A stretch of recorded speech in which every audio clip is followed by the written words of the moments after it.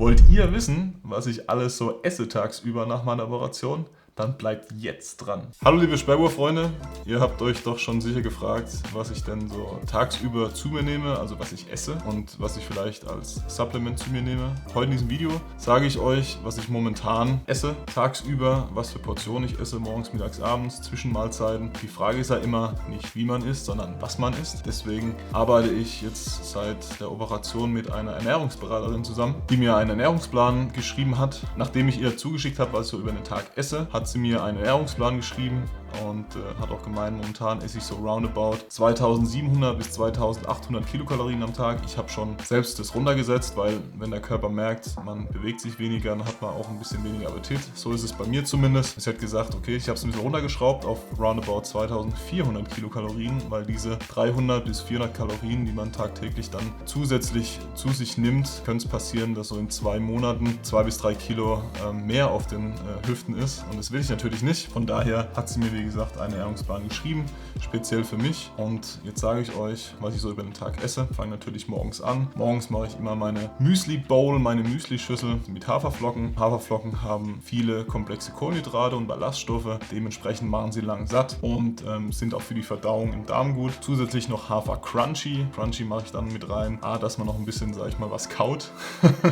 Und auf der anderen Seite, dass ich auch ein bisschen die Süße habe, weil im Hafer-Crunchy ist dann doch noch ein bisschen Zucker drin. Schmeckt mir persönlich einfach besser. Dann mache ich Quark mit rein. Quark natürlich, wie ihr wahrscheinlich alle wisst, viel Eiweiß. Eiweiß für Aufbau und auch Erhalt der Muskulatur. Dadurch, dass ich jetzt auch das linke Bein nicht belasten darf, beziehungsweise ganz schwach belasten darf, brauche ich da ein bisschen mehr Eiweiß, um einfach den Muskelschwund ein bisschen bremsen zu können. Dazu gibt es Joghurt. Joghurt hat unter anderem Calcium, was natürlich auch für die Knochen sehr gut ist, als auch Milchsäurebakterien, auch wiederum für den Darm sehr gut. Auch Eiweiß, von daher doppelte Eiweißzufuhr, doppelt hält besser. Dazu gibt es eine Handvoll Haselnüsse. Haselnüsse mit verschiedenen B-Vitaminen, die für die Stoffwechselprozesse im Körper im Allgemeinen zuständig sind, Energiestoffwechsel unter anderem. Vitamin E. Vitamin E wirkt antioxidativ, ist natürlich auch für die Blutzirkulation sehr gut, beziehungsweise für den Sauerstofftransport. Und dazu gibt es noch rote Beeren. Rote Beeren haben viel Eisen, was auch für die Blutbildung sehr, sehr gut ist. Dementsprechend auch für die Sauerstoffaufnahme und Weitergabe in den Muskelzellen. Plus Vitamin C. Vitamin C ist auch dafür da in der Hinsicht, dass dieses Eisen sehr gut im Körper aufgenommen werden kann, aber auch Vitamin C wirkt entzündungshemmend. Von dem her rote Beeren ein super entzündungshemmendes Obst, was man morgens in sein Müsli gern mit reinmischen kann. Mittags habe ich heute euch ein Beispiel mitgebracht, und zwar mache ich gerne eine Reispfanne, entweder mit Kidneybohnen oder Geflügel,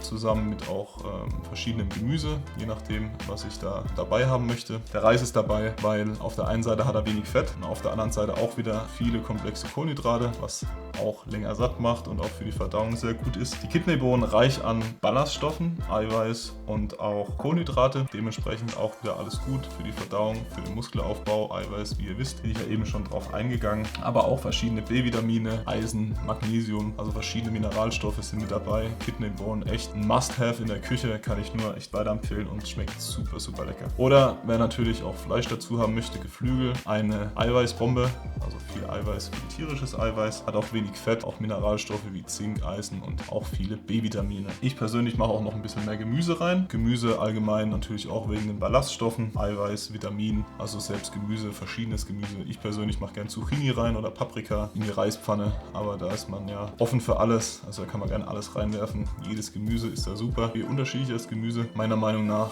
desto besser schmeckt es. Man kann da ein bisschen testen, austesten, was einem da sehr, sehr gut schmeckt dabei, und von daher schmeckt das auch jedes Mal ein bisschen anders. Abends halte ich sehr einfach. Abends gibt es eine Brotzeit, weil einmal am Tag warm reicht, auch für mich. Das sieht auch dieser Ernährungsplan vor. Abends gibt es Vollkornbrot. Vollkornbrot deshalb dunkles Brot, erhält auch dementsprechend viel Ballaststoffe, Mineralstoffe, B-Vitamine. Warum ich das alles zu mir nehme, habe ich ja eben gerade schon bei anderen Beispielen näher erläutert. Dazu gibt es Geflügelwurst, dementsprechend auch hoher Eiweißgehalt, Zink, Eisen, B-Vitamine, also mineralstoff- und vitaminreich. Sowieso auch wieder Gemüse dazu, wie auch schon gesagt, reich an Vitaminen, Eiweiß und Ballaststoffen. Und auch Obst. Ein Stück Obst darf dazu, Banane, Apfel, Kiwi, Orange, je nachdem, da bin ich auch sehr variabel, immer ein bisschen je nach Geschmack, aber worauf ich Lust habe. Obst auch reich an Ballaststoffen, Vitaminen und auch an Mineralien. Zwischendrin gibt es immer kleine Zwischenmahlzeiten, wie zum Beispiel Joghurt oder Milch mit Obst. Oder ich mache mir Knäckebrot mit Frischkäse und Gurken, ein bisschen Salz drüber. Ich persönlich habe so ein bisschen Chili-Salz. Es gibt dann nochmal ein bisschen die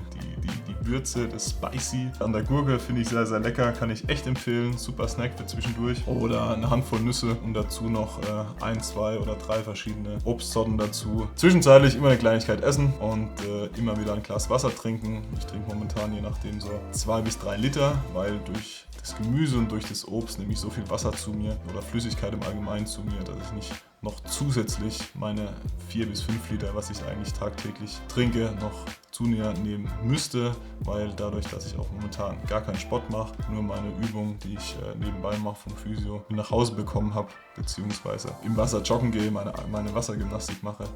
Dementsprechend schwitze ich auch momentan nicht zu viel aus. Ja, zusätzlich zu den Mahlzeiten supplementiere ich momentan auch. Und zwar hauptsächlich Vitamin D, Vitamin C und Omega-3-Fettsäuren. Vitamin D nimmt man natürlich auch durch die Sonne auf, aber dadurch, dass ich momentan auch nicht so viel draußen bin,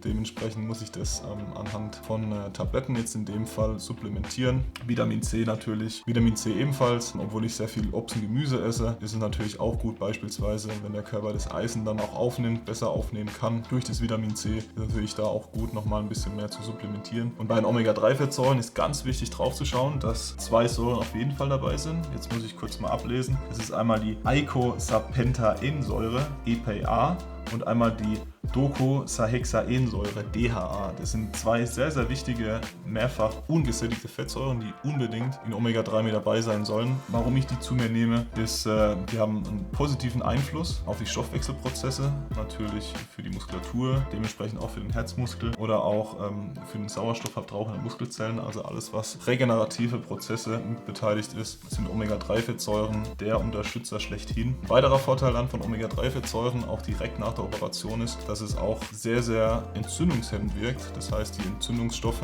die während der OP dann auch jetzt in dem Fall bei mir im Knie sich gebildet haben, werden schneller abgebaut. Das EPA und die DHA können auch zusammen mit einer erhöhten Eiweißzunahme die Muskelproteinsynthese dementsprechend fördern und so auch den Muskelabbau verringern. Also das ist so der Haupthintergrund, warum ich es nehme. Also A, die entzündungshemmende Wirkung und B, die verbesserte Muskelproteinsynthese in der Muskulatur. Vitamin D ist gut für eine bessere Mineralisierung bzw. für einen besseren Stoffwechsel im Körper, Proteinbildung in der Muskulatur und wirkt dementsprechend auch entzündungshemmend. Und warum nehme ich Vitamin C zu mir? Aufbau des Bindegewebes ist auch sehr, sehr wichtig. Kollagen als Strukturprotein ist ja in vielen Körperteilen vorhanden und das stärkt dieses Kollagen, auch dementsprechend die Sehnen für die Muskulatur, unterstützt auch dementsprechend Vitamin C und Vitamin D, ergänzen sich da sehr gut. Ja, and that's it. Also das sind meine Mahlzeiten, die ich am Tag momentan zu mir nehme, morgens, mittags, abends, also auch zwischendurch. Und auch die Supplementierung mit den Vitaminen D, C und den Omega-3-Fettsäuren. Das nehme ich noch die nächsten Tage alle so zu mir. Dann werde ich auch nochmal mit der Ernährungsberaterin zusammensetzen und wir beide nochmal beraten, wie wir das weitermachen. Haben die letzten Tage mir gut getan. War das genügend? Auch vom Umfang her waren es genügend Kilokalorien, die ich zu mir genommen habe. Hatte ich dann doch zwischenrein ein bisschen Hunger, obwohl ich die Zwischenmahlzeiten zu mir genommen habe. Wie sieht es im Großen und Ganzen aus? Da reflektiere ich dann noch die letzten paar Tage und dementsprechend wird dann auch der Ernährungsplan ein bisschen umgestellt und dann werde ich sehen, wie es weitergeht. So, ich gönne mir jetzt gleich noch einen Apfel und eine Banane für meine nächste Zwischenmahlzeit. Und wenn euch das Video gefallen hat, dann lasst doch gerne einen Daumen nach oben da, kommentiert gerne das Video. Was esst ihr so am Tag? Vielleicht habt ihr auch schon eine Operation oder Verletzung gehabt und habt euch damit näher beschäftigt, was ihr tagtäglich dann zu euch nehmen solltet bezüglich Mineralien, Vitamine, Ballaststoffe, Kohlenhydrate etc. pp. Abonniert doch gerne den Kanal, drückt gerne die Glocke, dann seid ihr immer up to date, wenn ein neues Video hochgeladen wird und ich würde mich freuen, wenn ihr das nächste Mal auch wieder dabei seid. Also macht's gut, bis zum nächsten Mal. Ciao, ciao.